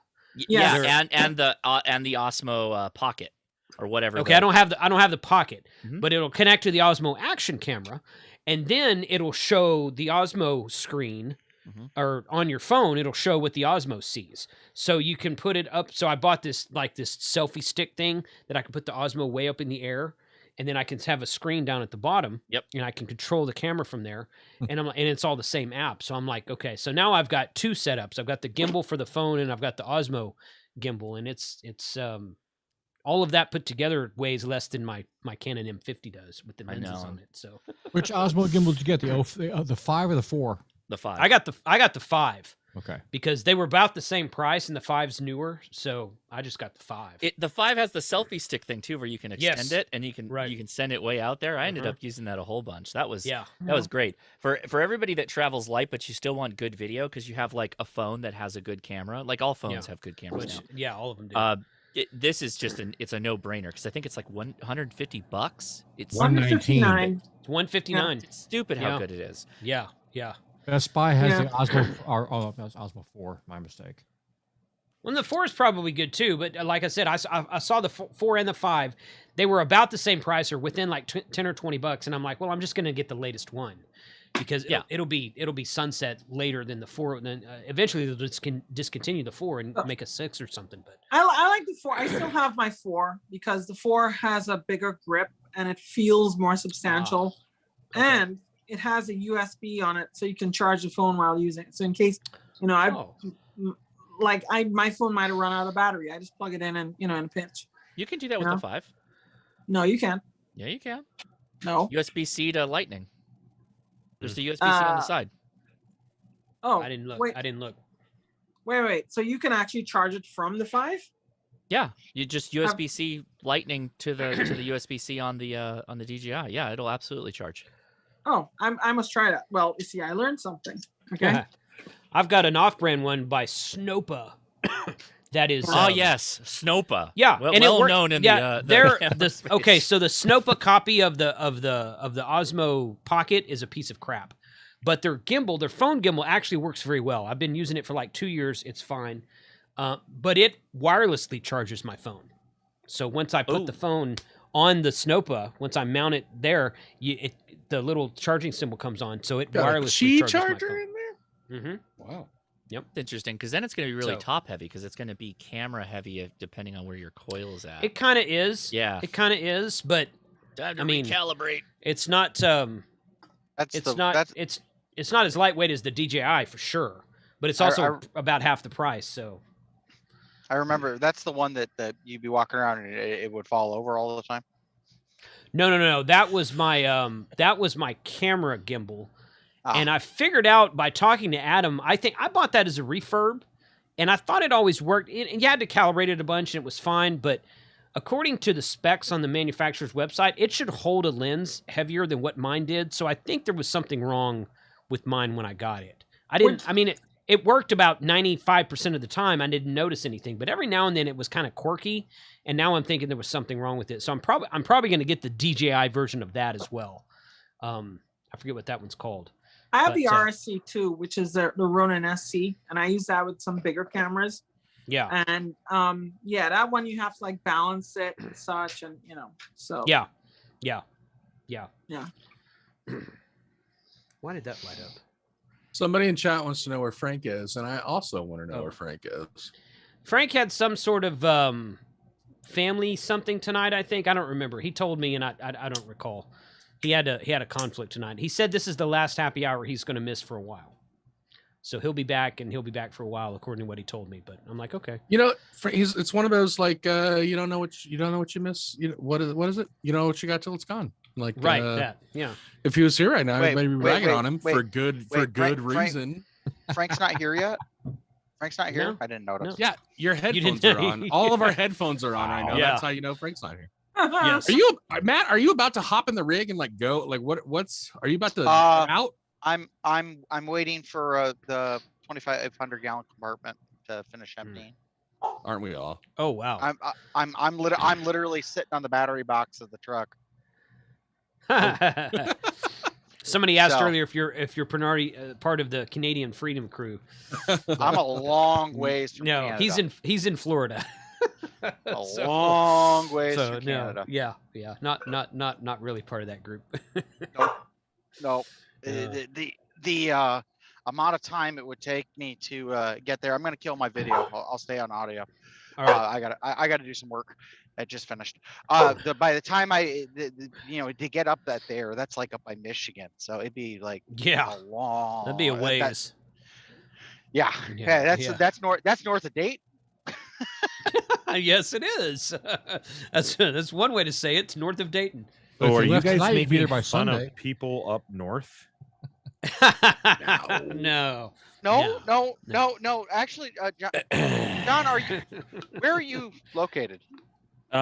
We're southern Canada in Wisconsin. That's right. Yeah. So is that north? Is that north of Dayton? Is that north of Dayton? John, I grew up pretty much directly east of Milwaukee. Oh wow, yeah, you Southern landers. You know where I-94 is? Go north. Okay. Where? Northwest Wisconsin. So I'm actually in Baldwin, but there's a place called Hayward. And if you take a little look on it, it's like a little speck on the map. They have a big cross-country ski race where everybody skis uphill, whatever. Anyways, you're skis uphill. So my grandmother lives in Copper Harbor, Michigan. Okay. All righty. So we'll allow it. North of Highway H. We'll allow it. Do you know where that is or not? Yeah. Up on the UP up there. All the way. The way up in the tip of the thumb of the Keweenaw. Yeah.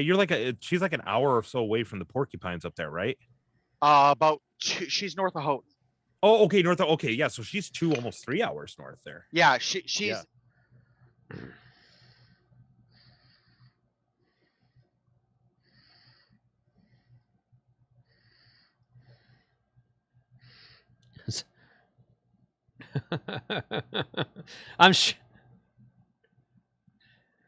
Yeah. So I'm showing a map on the video right now, and the drop pin is Hayward, Wisconsin, and you can see this dark blue line at the top, and that's the U.S. Canadian border that goes straight through Lake Superior. Yeah. Yeah.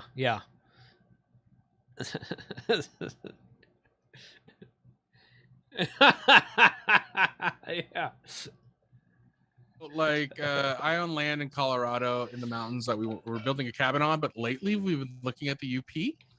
Should I sell my land in Colorado and buy land in the Upper Peninsula? Where in Colorado? West of Pikes in Teller County, which is like the adjacent county to Colorado Springs, El Paso. Oh, I was gonna say, you say Pikes like Pikes Peak, right? Pikes Peak, yeah. Okay. Oh. Yeah, no, just come to Michigan and then come to Wisconsin. We need the revenue. Jarrett, you're a software developer outside of Colorado Springs. You got tons of jobs there, bud. Oh yeah, I can work from anywhere I have. I would just like to remind you where you're at. So the only thing I had to say I'm in about Wichita that, now. Currently, it's a very low cost living, and I make not low cost living wages. The only thing I can say about that is you really have to decide where in the Upper Peninsula you would want to live, because it depends, and there's nothing up there. That's the point. That's what I'm looking. That's where we're at, like 9,000 feet in the mountains of Colorado. There's nothing there. We're gonna build a cabin, or I was like, you know what? Like it's wetter and colder in the UP. It's prettier, I think, kind of in a different way. It's forested. Where we are is like we have we have It's a different kind of pretty. cactus, right? Like we're in the mountains, but we have cactus. Yeah. Like it's an arid climate, pretty much.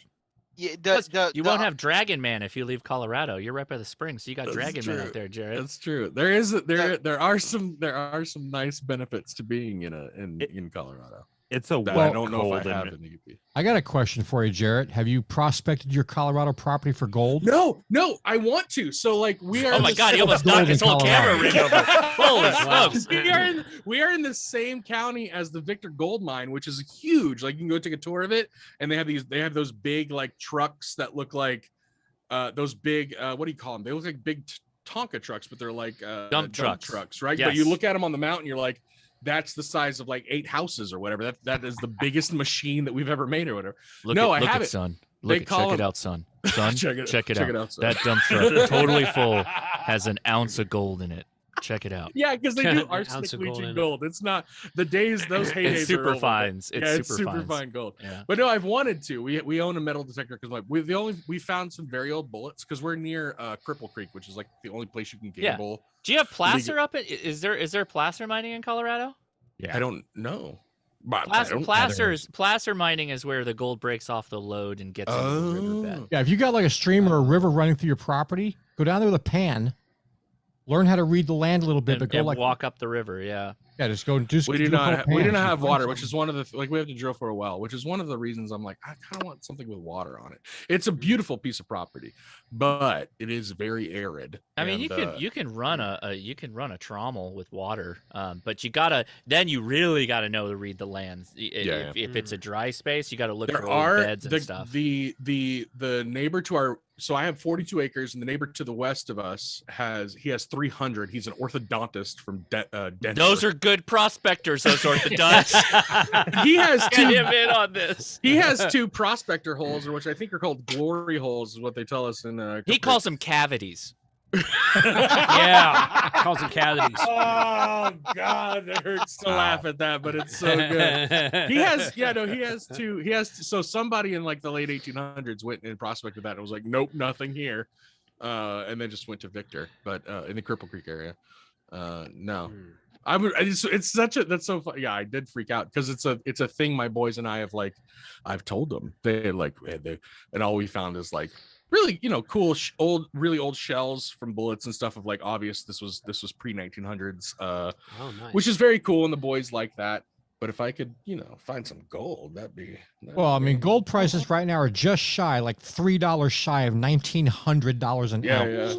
It's worth your time to go find out if you got gold in your property. I can take you 40 miles from my house. We can go on a creek bed and I can put you on gold. Like here, I'll tell you this. You get like a gram for working your ass off for an entire day, but you will see gold.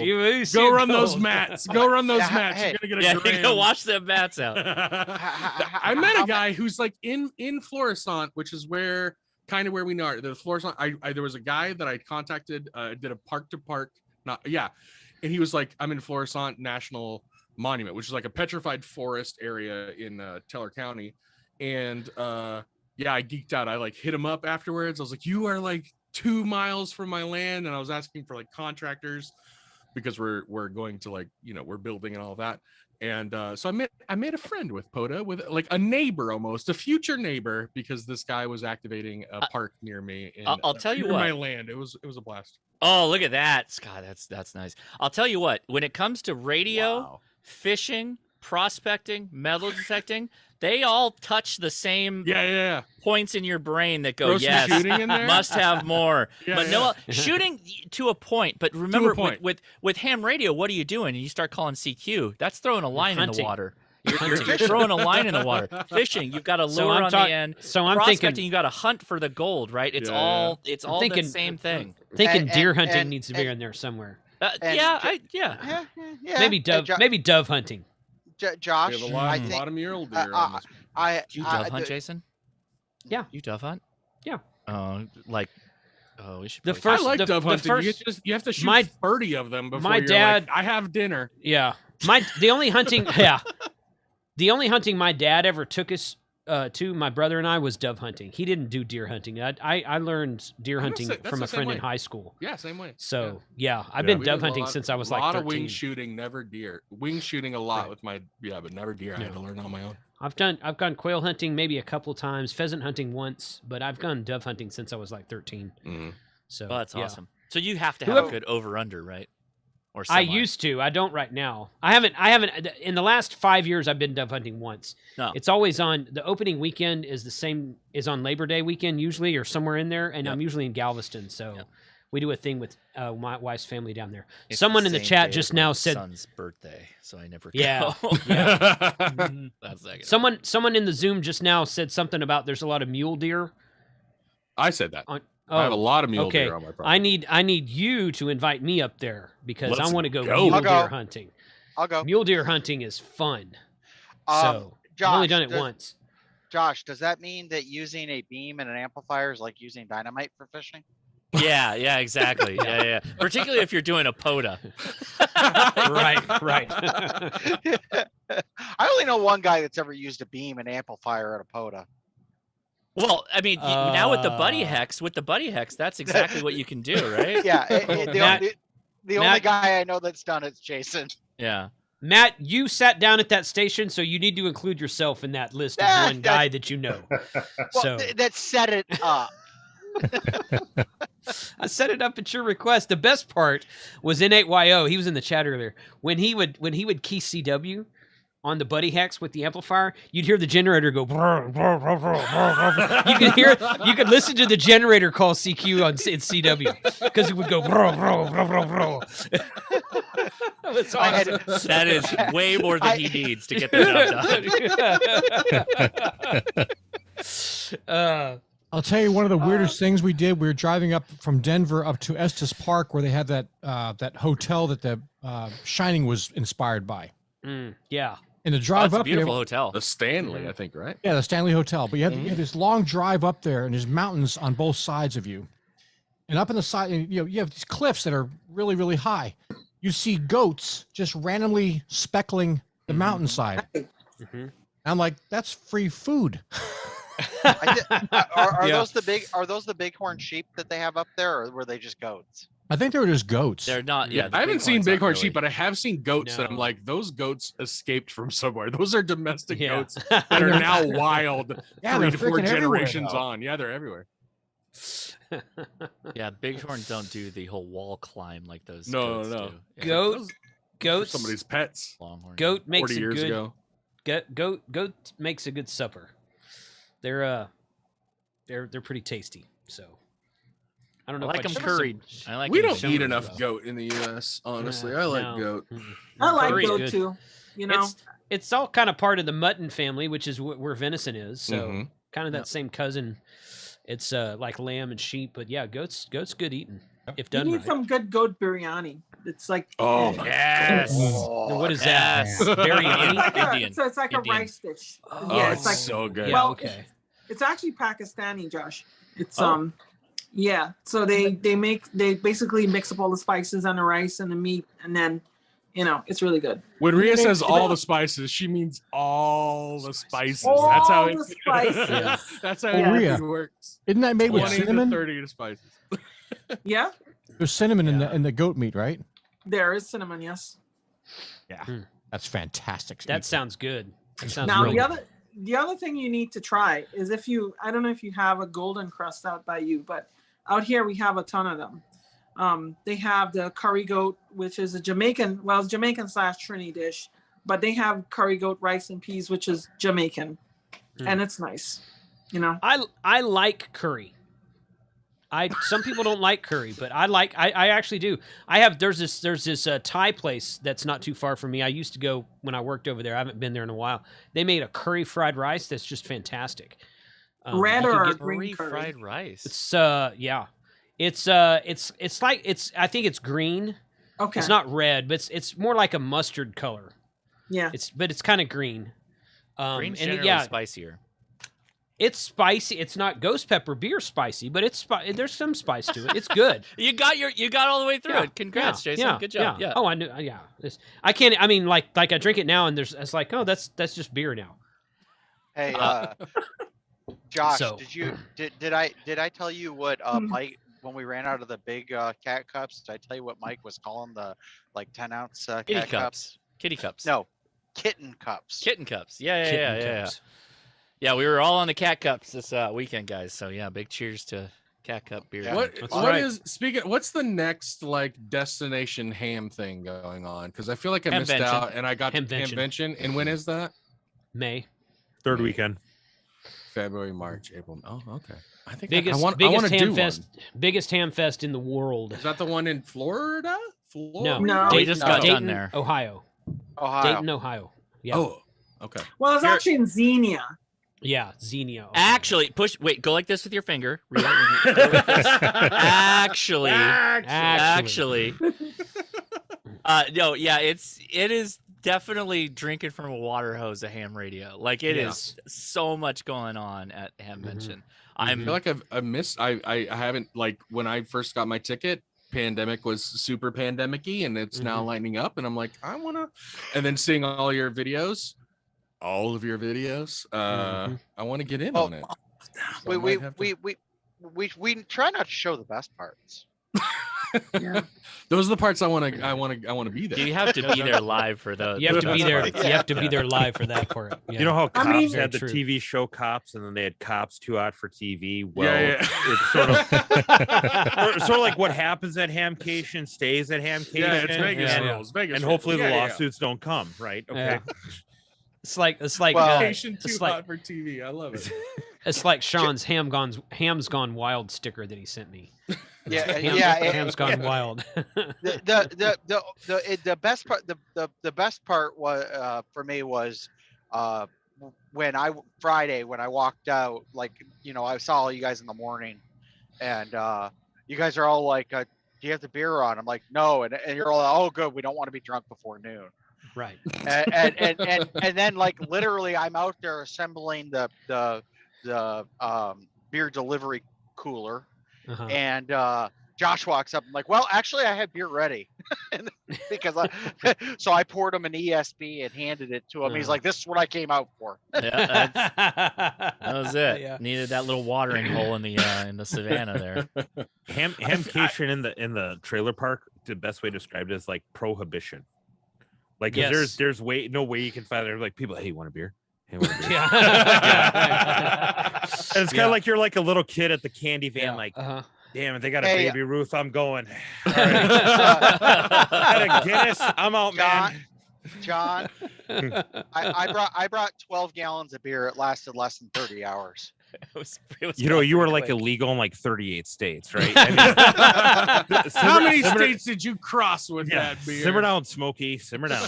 Here, So- Should have seen Yeah, the, yeah. you should have seen the Model A that he rode in on with all that. Yeah. I feel like Uh, I was like, you know, I feel like I could sell this to the wife. Like, hey, babe, do you want to go to Florida and do like we go to Orlando? I But now tried, I'm like, Jarrett. do you want to go to Dayton? Hey, babe, you interested in going to hang out in Ohio? Dayton? how How's old it- are how your you kids? live in Ohio? How old are your kids? I got a 15-year-old and then elementary schoolers.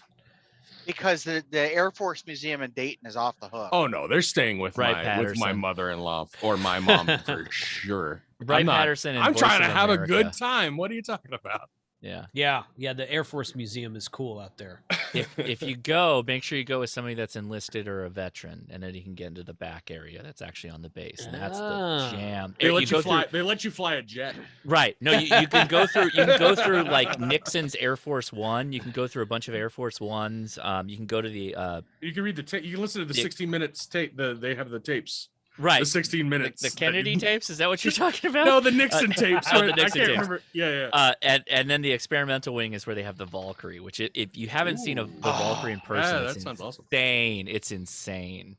I don't need. Yeah, a kid to go- Dude, I don't need a dude can kid get to us go to on the that. base. Dude can get us onto the base. Everybody, we're all gonna go with No. dude to right path. Get on the Hey, in the back area. Josh Hey, Kosher Jo- can too. Oh yeah. Hey, Joe Brett has to drop out. So thanks for joining, man. Appreciate Enjoyed it, Yeah, Joe, guys. take it easy. Y'all have fun. it. Later. See ya. Yeah. So, yeah.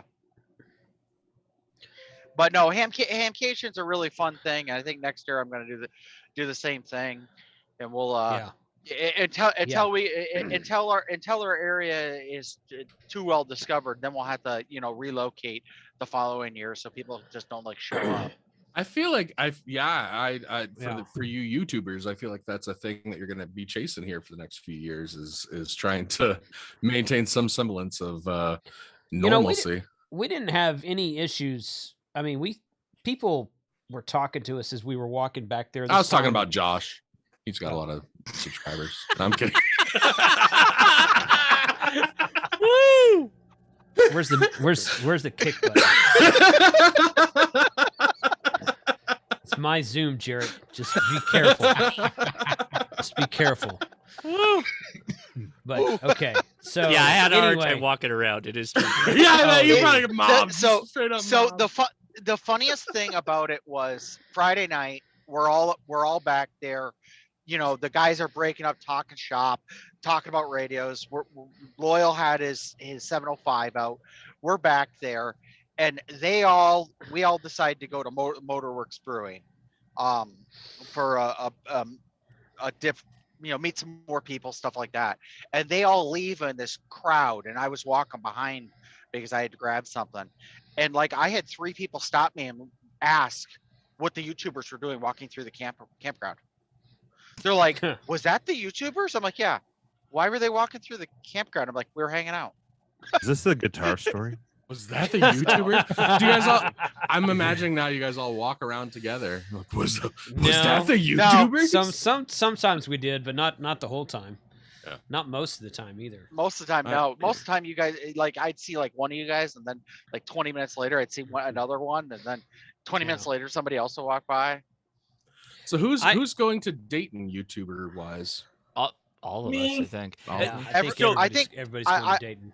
You'll see the most YouTubers at Dayton. Dayton is the biggest show. Dude, most people. We're going to Dayton, boys. I gotta go look it up right now.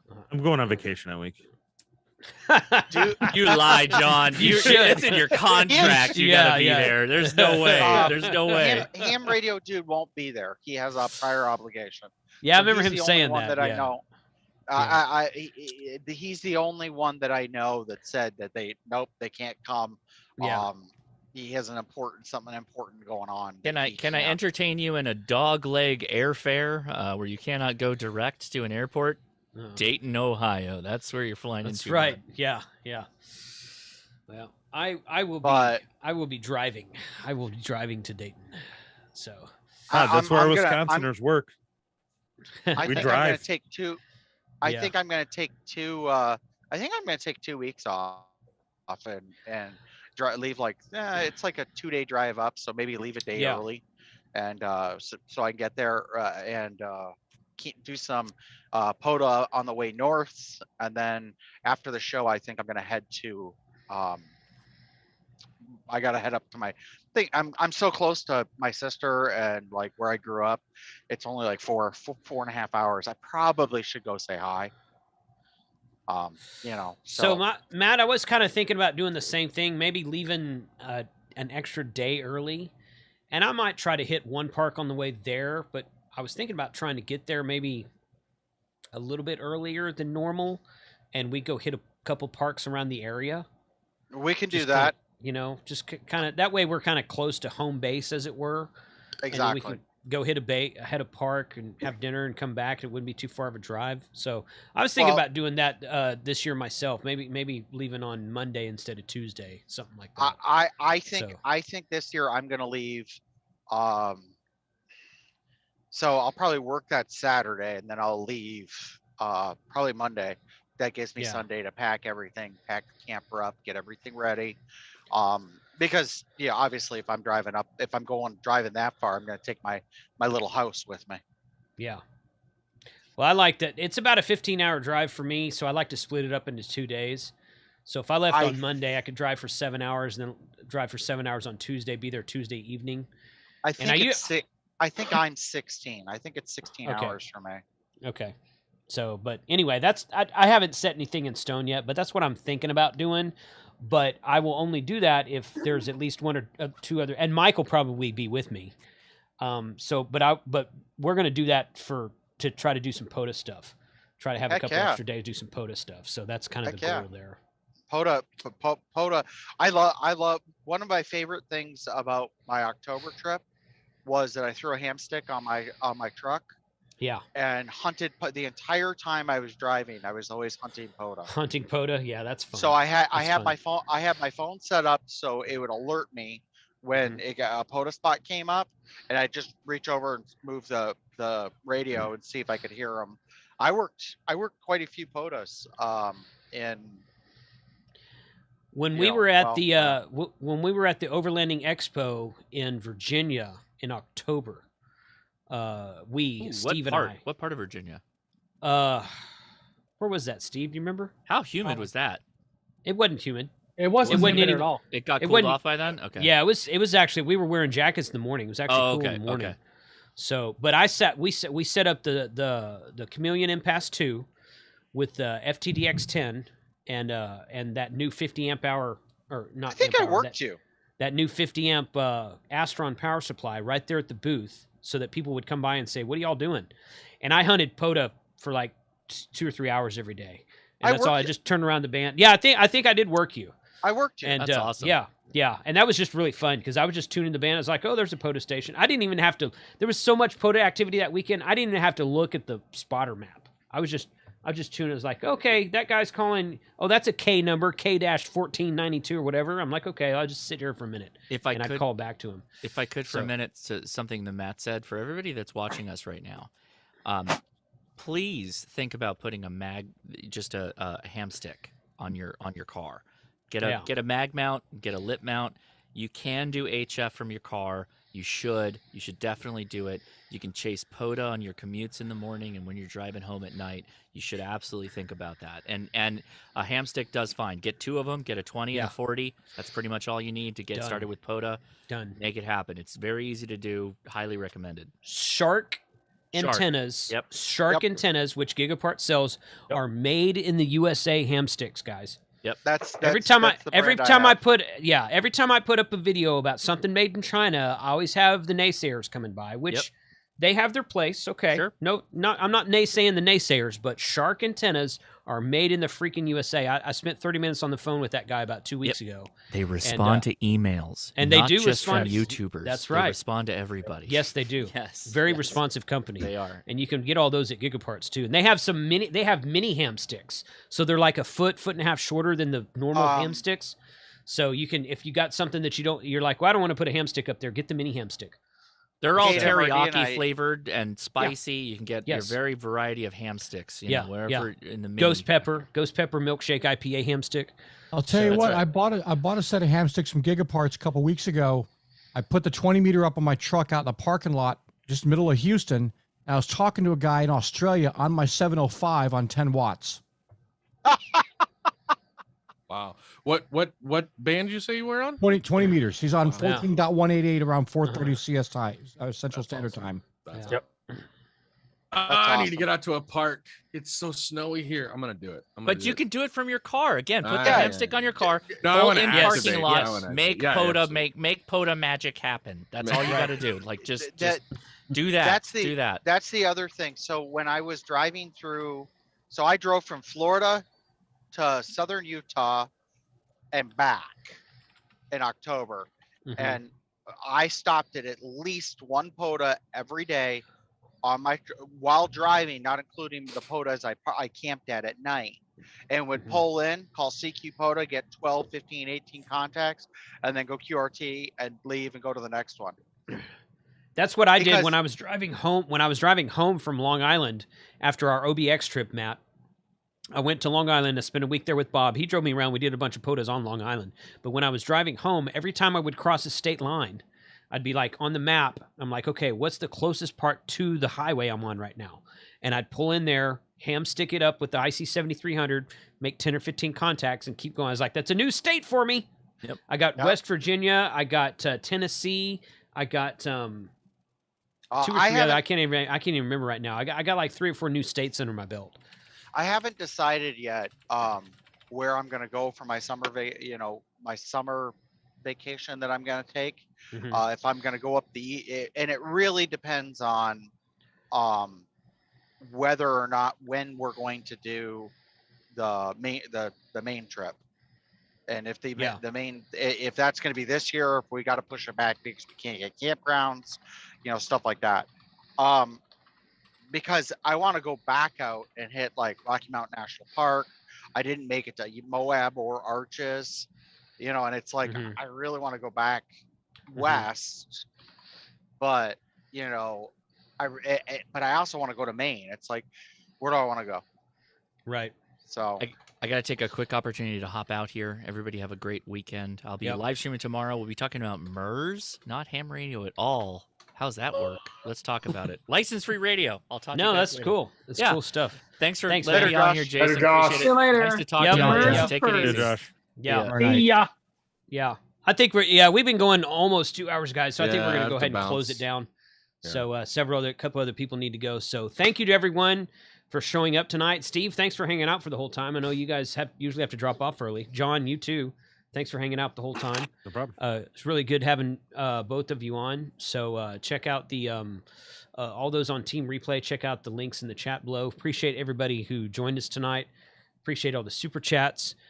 Check out Josh's live stream tomorrow on MERS, and then I will be giving away antennas on Sunday night on this channel. So fun times.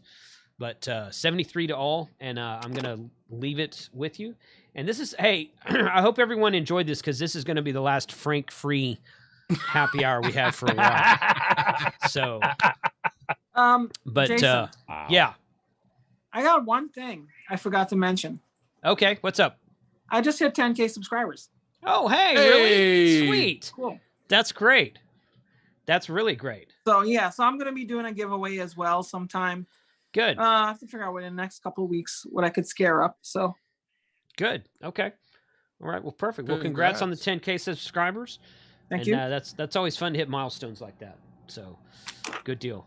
All right, guys. We're gonna wrap it up. 73 to all. Thanks for joining us tonight, and everybody wave goodbye. Bye. Later. See ya.